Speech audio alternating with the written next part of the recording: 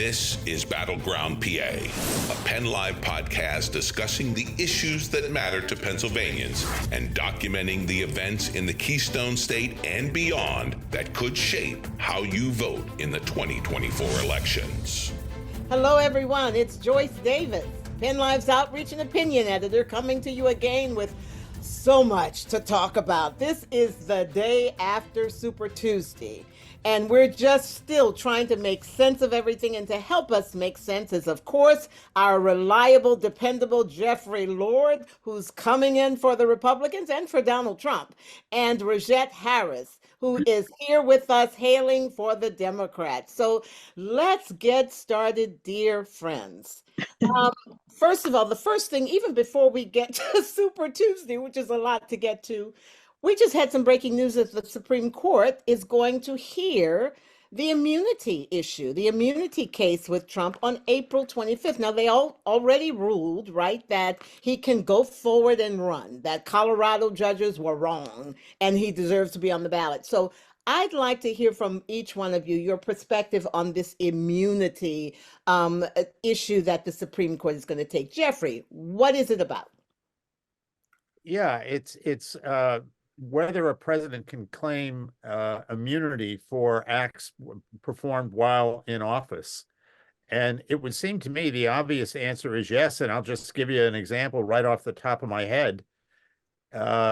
Should Franklin Roosevelt have been sued by, say, the parents of young sailors killed in the attack on Pearl Harbor because we didn't see it coming? He, as commander-in-chief, didn't see it coming, and their son or daughter wound up dead. Well, of course not. Of course not. Right. I mean, you can go all through American history, and presidents do things. Sometimes they're successful, sometimes they're not. I mean, you think of President Kennedy and the Cuban Missile Crisis. Should he have been sued for that, for letting the Russians put nuclear missiles in Cuba? I mean, this would get way out of control very, very quickly. But you are saying, I hear what you're saying there, but you are saying you think immunity, period, no, full stop, can't be prosecuted for anything. Okay, well, Rogette, I'm sure you have a difference of opinion, so let's hear what you say.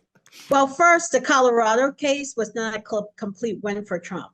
Yes, he can appear on the ballot, but let's not forget, the Supreme Court did not rule as to whether or not he was an insurrectionist or not. So that piece is still out there. They put that in the hands of Congress, yes, but they could have really resolved all this with that one case, but they did not. That question is still out there, which some people say was sort of a cowardly way to do it, that they were so narrow with their focus. But I do want to point that out. So yes, he can appear on the ballot, which was a unanimous decision, although there was dissent if you closely read the opinions. Okay. Some feel the court members went a little far and not. But the question as to whether or not he was an insurrectionist or not is a separate question, and they did not talk about that at all, in that opinion. What about the immunity thing? Should a president, who, while he is in office, be immune from a prosecution for crimes, things that might be considered crimes that he would commit? No one is above the law. No one should be above the law. And for me personally, it kind of ties into the first case because they did not touch that. They did not speak or write on that whatsoever. My personal opinion is, and a lot of scholars have agreed with this opinion. I'm sure Jeffrey has scholars that agree with his opinion. But for me personally, no one is above the law. That includes the President of the United States, because we already have abuse of power. So I cannot imagine the consequences if a president would be immune to do whatever he or she would deem to do for whatever they felt the reasons would be. Jeffrey, she brings up a good point about there does exist an abuse of power statute, but aren't you, I mean, you're a good guy, Jeffrey. We know you, we love you and all of that, but wouldn't you be uncomfortable if a president were to commit rape or were to behead a child, or that while he's in the office? I mean, we can't imagine some horrible thing happening that we wouldn't want a president to simply be able to walk away from, right? It has to do with their official conduct. The things you're describing would be decidedly not official conduct. Okay, so this would be things that had nothing to do, if he did something that had nothing to do with the office, he could be prosecuted. Yeah, I'm sure Okay. that would be. I mean, if the president, any president, lost their temper, well, as a matter of fact, go way, way, way back in American history, long before we were around, and the famous duel between Vice President Aaron Burr and Alexander Hamilton. And Burr, they set this duel up, and Burr pulled his pistol out first, I guess, and had better aim, and he killed Hamilton. Now, yeah, I would think that he should have been prosecuted for that. But, Right. The reason why 1,800 we're feet, even what they talking about, were. yeah, the reason why we're even talking about this is because, our former president himself has raised the thought of his shooting someone on Fifth Avenue. And Well, he was joking. okay, all right, good. It's good But to know. someone might not be joking though. He That's has a the good thing. sense of humor. Well, I personally don't think that's a sense of humor in today's climate, but we can agree to disagree on that. But but there's also abuse of power as far as using the bully pulpit to get what you want. What about bullying? What about harassment? You could say you're doing it in the good intentions of protecting the American people or United States or whatever. But there is a code of conduct. There are ethics that a president could, if they were immune to behavior, could say, well, I threatened this person because it was what's best for the country. I don't think we want to open up that box. Well, I think we both want to have high standards for whoever is in the office, high behavioral standards. That's just, you've got Reagan smiling behind you, and he had, I'm sure high ethical standards and behavioral standards for sure. But I guess the other question we have here has been this other issue that's come out is, what if he were to order Army SEALs to go after his opponents? And is that really, Jeffrey, a line of attack that he has the right to use his office to attack his political opponents? Well, that's what, in fact, Joe Biden has done. Donald Trump has been. Is that illegal, though? Should he be held accountable? Should that be something a president would be held accountable for? Yeah, I would say so. I would say he should be held accountable. I must say I'm continually amused with people saying if Donald Trump is reelected, he's going to do A, B, and C, when in fact Joe Biden is in office and has done A, B, and C. All right, but she is, at least we're agreeing.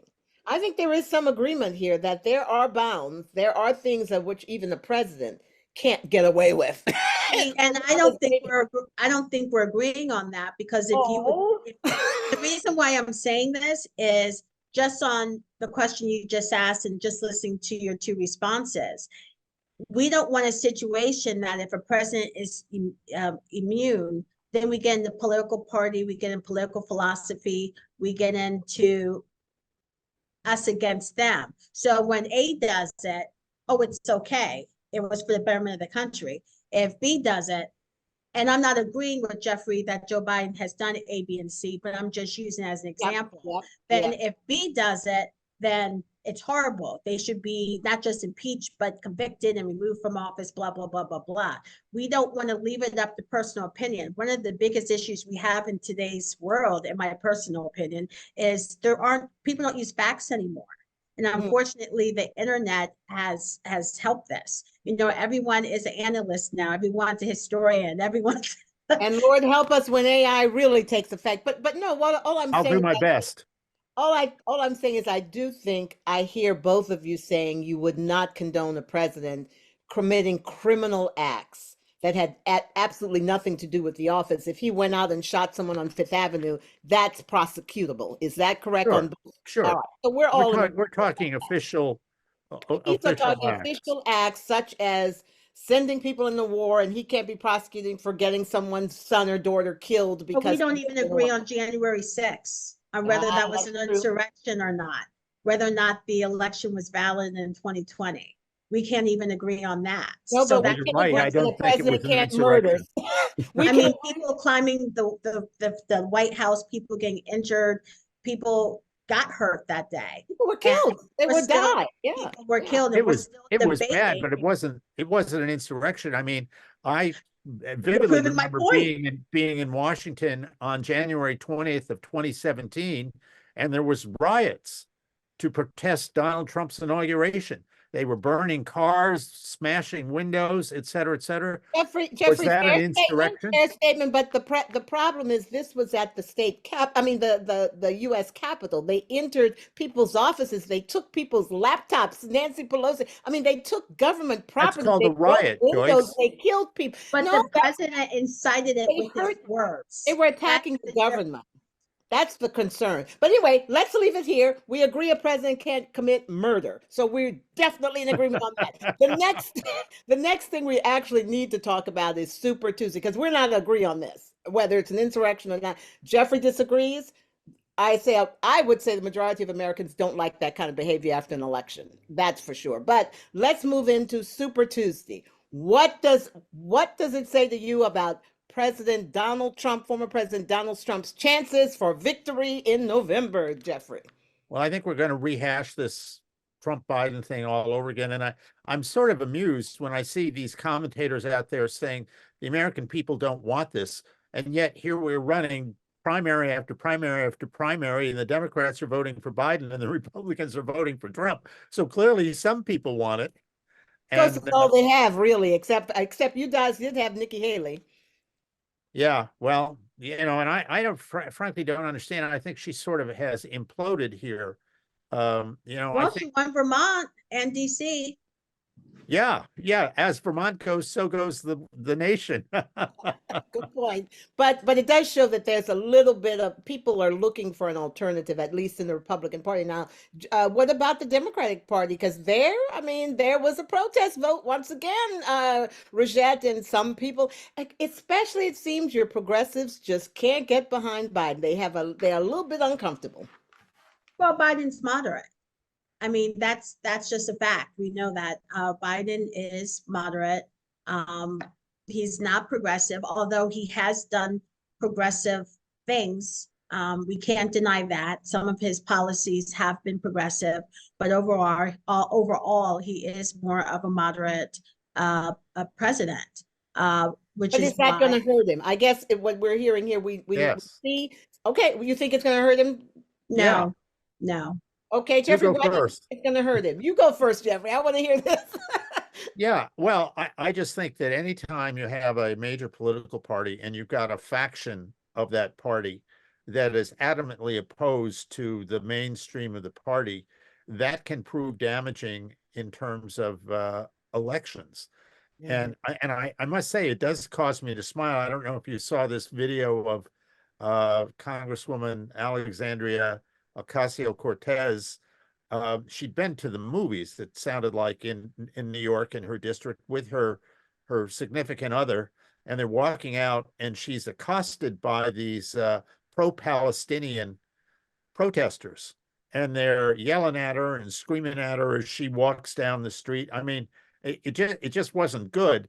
The amusing part of it is that she had a tweet out there for some time saying that protests make people uncomfortable and confronting people makes people uncomfortable, and that's the whole purpose of the thing. Well, she was being made to feel distinctly uncomfortable. And I think that the real problem here for Democrats is you've got people like this inside the Democratic Party. They don't like Joe Biden. They're definitely not shy, and they're going to make some real problems for him. And do you disagree that it's not because you were saying no, it's not really going to be a problem for him? You think they're going to come into line election time? Well, because we hear this every 4 years. We hear this every 4 years about progressives. And, this year is obviously a little bit different. The president was always going to be our candidate since he's up for re-election. But there were choices 4 years ago. And even with that, the Democrat Party chose Joe Biden as our best case to beat Trump, which he did. I mean, what Jeffrey said, I don't even have to repeat it. We could say the same thing about former President Trump. Are progressives 100% happy with Biden? No. But to be fair, I don't know any president where 100% of the people within their party are going to be happy with every single thing he or she did. I That's think that absolutely true. And I was I, going to say the same is true for the Republican Party. I mean, there Yes. clearly are people who are uncomfortable with Trump, and the difference is that even though our side, and this is the evidence I'm going to use to make this point, even though, yes, the protests are high, progressives are speaking out. With that said, when it comes down to voting now, and I know I keep bringing this up, but since Trump has been elected, Democrats continue to win over majority of these special elections. So yes, as we all know, actions speak louder than words. So when it comes down to voting for a moderate Democrat, a more moderate Democrat versus having a Trumpster in there, North Carolina, I forget the Jeffrey, can you remind me the gentleman who won the primary for Senate? If you know, this is a good example. He's an African-American male Republican, won the primary for Senate last night, but he's out here saying the Holocaust never existed, slavery Mark Robinson, never I think, or something. existed. The lieutenant governor of Yeah, right, right. Mark Robinson. Yeah, Yeah. All right. these crazy things. So when it comes to a moderate Democrat versus someone who won't even acknowledge that Hitler was a bad person, trust me, those progressives are going to vote for that moderate Democrat. That's So a, no, that's why I say I'm Well, not. I will say, I agree with Rogette in this sense, is that it's March, right? When we get to, we're a whole world away in a sense from the election, which is in yeah, we November. keep saying that every time. We're just, And we're not there yet. once Yeah. we get there, people will have to have their minds concentrated that it's either candidate A or candidate B. That's it. That's And the if choice. and if your progressives think the world is going to come to an end if Trump gets in office, they better they better Well, figure that's right. they're going That's to vote right. for it yet. We just need to remind them, look, when Trump was in office, as you know, I personally think his words and his behavior was horrible. With that said, look what he was able to do in those 4 years. Let's just talk about Roe. Yep. So Well, let's just remind progressives what happened with the courts when he was president and how he turned back so many rights, particularly for women. That's, as a Democrat, that's what my focus on, since we know he is going to be obviously the nominee. well, Jeffrey, also we need to turn it to you with this same question. I mean, don't you think former President Trump should be a little concerned? I mean, he's reached out to Nikki Haley's voters, right? But how is he going to really bring in those Republicans that simply are not convinced they should vote for him again? Well, I think he'll have to make it plain that are they really for Joe Biden? Is And the world going to come to an end with Joe Biden, right? yeah, but on the positive side, I know for a fact that he's going to make a real effort to get do much better than your average Republican in the Black community, the Latino community. He specifically says he wants to do more campaigning this time around in New York. And, in big urban areas, I imagine we'll see him in Philadelphia. So, we'll see how this works out. But, if I've You learned mean the anything, booing, the booing that happened when he was in Philadelphia the other week? I guess I missed that. Yes. Well, And let's just say but this. you're gonna get this. I've never heard of a candidate who hasn't been booed somewhere along the line when But not when they bring out golden sneakers. I mean, that never happens. Look, let's talk about this before we move on, because we are going to move on from Nikki Haley. But what do you think she is going to do? What do you think? I mean, is there any chance Trump will try to woo her into his vice presidency, and would she take it? I mean, no, I don't think no so. way. I think he's already on record saying that he wouldn't select her. And this is what baffles me about her, because she clearly is an accomplished person. But it just seemed to me that the way she conducted herself in all of this has just sort of imploded her future political career, in stark contrast to Governor DeSantis, who was supposed to be making all kinds of progress and was inevitable and all of this kind of thing. And then the campaign doesn't go anywhere. So he quite gracefully withdraws and supports Trump. She should have done something along those lines and lived to fight another day in 2028, but she didn't. And I just Well, I don't know don't know. what the future holds. Some people probably were seeing her as spunky and hanging in there, and really going at standing your ground kind of thing. I mean, so I just wonder what her political future is, if she's ended it, or has she really lifted herself to a higher level? What are your thoughts, Rogette? I actually think she expanded herself. I think she's going to stay relevant over the next 4 years. I can see her run. I mean, obviously, 4 years is a long time. I can see her running for the nomination. Donald Trump has been the Republican nominee. This is now the third presidential cycle. Now, when you think about it, 2016, 2020, and now 2024. So, I'm assuming, and maybe I shouldn't, since this is Trump's party, but is the Republican Party going to give them another round? And I think she proven by winning places like in Vermont and DC and doing well in other states, even though she didn't win, that she does bring in a base of voters, swing those independent voters that just aren't going to go for Trump. So, Jeffrey, that could possibly hurt a Democratic candidate. So I don't think she hurt herself personally. But you're writing her off, Jeffrey. You think she's done for? Yeah, I mean, I just, and the very fact that she couldn't get anywhere in her own state's primary, she lost by 20 points. Wow. I mean, if you can't manage to carry your own base, your own state, that's a very good the problem. Let's move on now to this final thing that we just have to talk about, and that is money. We always love to talk about money right now. Trump does have a lot of money that he owes, and out there are these reports that he's been meeting with Elon Musk, and maybe Elon Musk will bail him out and talk to us about the money thing, Jeffrey. How, and especially, it seems like the Republican Party really needs, and his campaign really needs, an infusion of some cash, right? Yeah, I mean, it sounds that way to me. I frankly don't know. The thing that I find so interesting, I mean, this is a really unprecedented situation. And the thing that has, frankly, amazed me is the more they go after him, the better his polls go. And I think that what's happened here, and I clearly this was not their intention, was that in trying to get Trump, as the phrase goes, they're electing him. Because you got a lot of Americans out there that think this is an appalling way to treat a presidential candidate and a former president, and that it's vindictiveness with a bunch of legal and political elites and Democratic elites, and they're using lawfare to go after him, and it helps him. And I just, as they say, we've never seen anything like this. Period. But well, as you point out, it's helped him where the polls stand.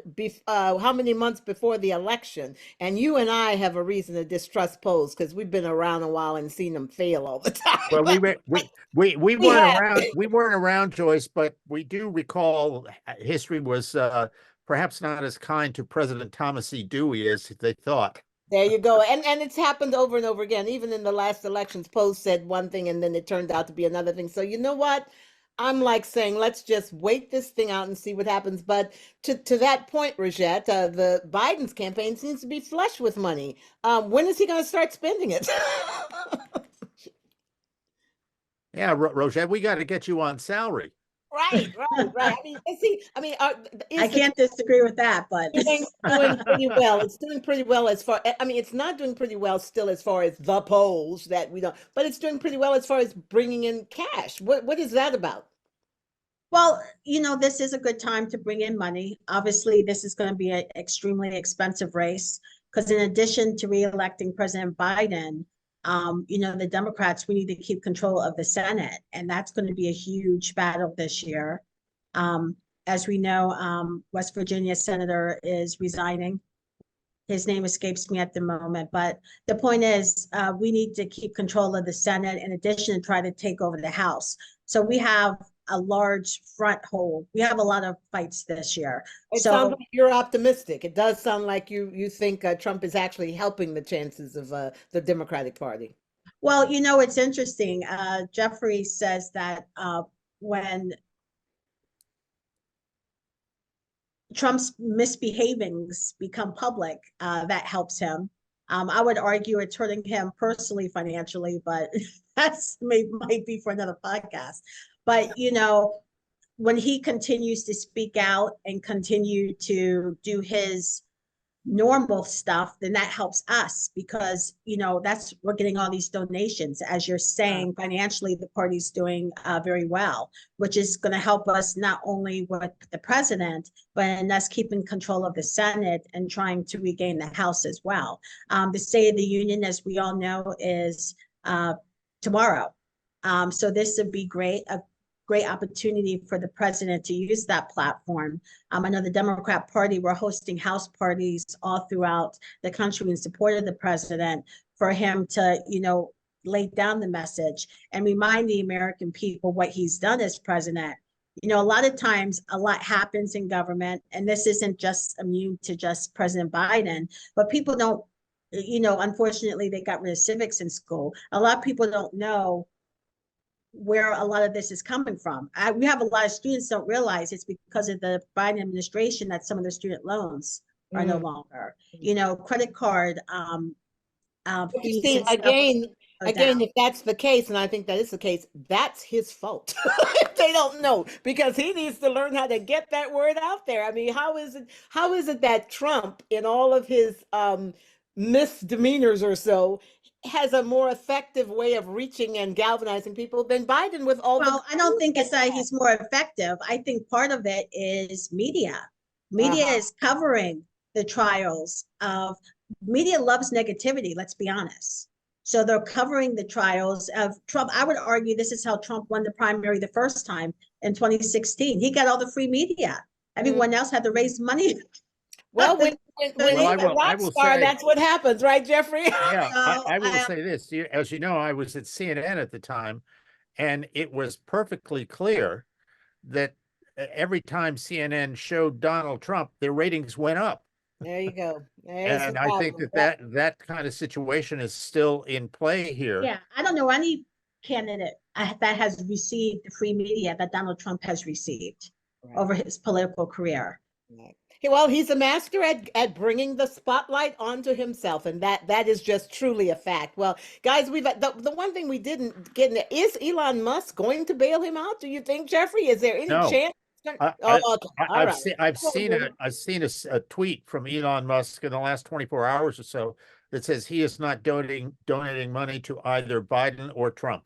All right, but do you think the former president was trying to get him? Because what was the meeting about, right? I have no idea. Okay, I thought you were on the inside. That's why these billionaires have ways with each other, and one day we'll be there, right, Jeffrey?